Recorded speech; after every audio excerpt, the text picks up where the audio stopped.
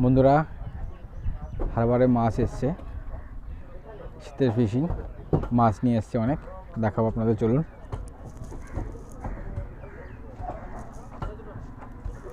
এখানে দেখুন ইলিশ মাছ আসছে।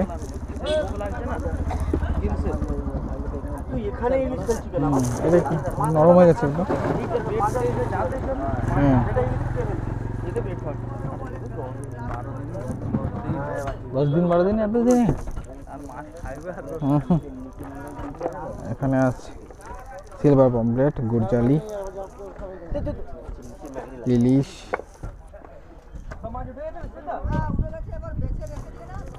এখানে আছে ঢেলা, ভোলা, কাটা,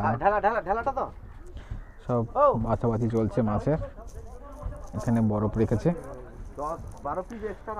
ছোট ছোট আকারে ভেঙে রেখেছে বরফগুলো।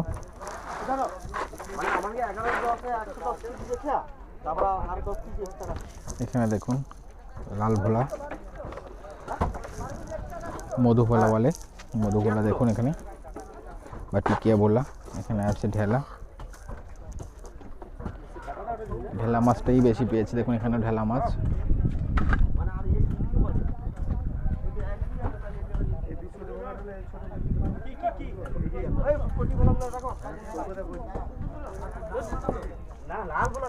দেখুন এখানে সব ঢেলা মাছ।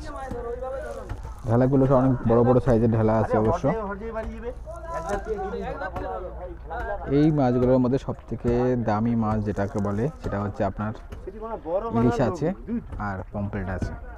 আর আপনাদের যে ভোলা মাছটা দেখালাম, লাল ভোলা বললাম বা মধু ভোলা যেটাকে বললাম, সেটাই সব থেকে দামি মাছ। আর এখানে যে ঢেলা মাছটা দেখতে পাচ্ছেন, এটা খুব একটা দাম না, তবে এর সাইজ যদি ভালো হয় তাহলে ভালো দাম পাবেন। আজ এমনি আপনার যে সব ভোলা মাছগুলো আছে সেগুলো অতটা দামের মাছ নয়। দেখুন সাপ্লাই মাছ যেটাকে বলা হয় পমফ্রেট মাছ, সেগুলো আলাদা আলাদা করছে আগে, বরফ নিয়ে আসছে। এই বরফ কিন্তু বড় সাইজের বরফ, কিন্তু এগুলো কিন্তু আপনার মাছে দেওয়া যাবে না, কারণ তাহলে মাছের সমস্যা হবে, মাছ চাপে ফেটে যাবে। এই দেখুন বরফগুলোকে কত সুন্দর করে ছোট ছোট আকারে ভাঙছে। এই দেখুন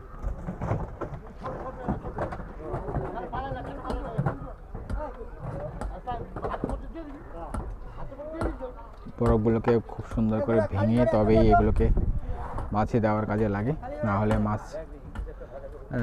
একদিকে টোল হয়ে যাবে বা চ্যাপ্টা হয়ে যাবে বা পেট ফেটে যাবে। দেখুন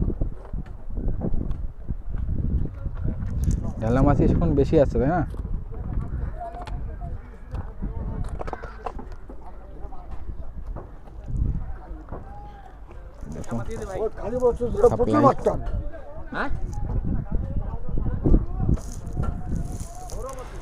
যেটা আপনাকে বলছিলাম সব থেকে দামি মাছ এখানে আছে, যেটা এটা হচ্ছে আপনার সিলভার পমফ্রেট।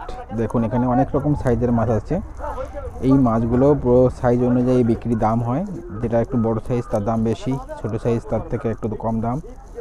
এখানে আছে ইলিশ, বেশ ভালো সাইজের ইলিশ আছে এখানে। এখানে এই বাচ্চাটার হাতে যে মাছটা সেটা হচ্ছে আপনার কাটা মাছ। আর এখানে বেশিরভাগই হচ্ছে এগুলো সব কাটা মাছ। এখানে যে বেশিরভাগ যে মাছ আছে সেখানে হচ্ছে আপনার ভোলা মাছ আছে আর খয়রা মাছ আছে। এখন ভোলা মাছগুলো এক সাইডে করছে।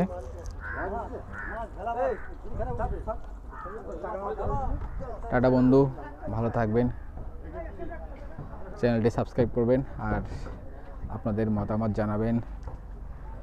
Thank you.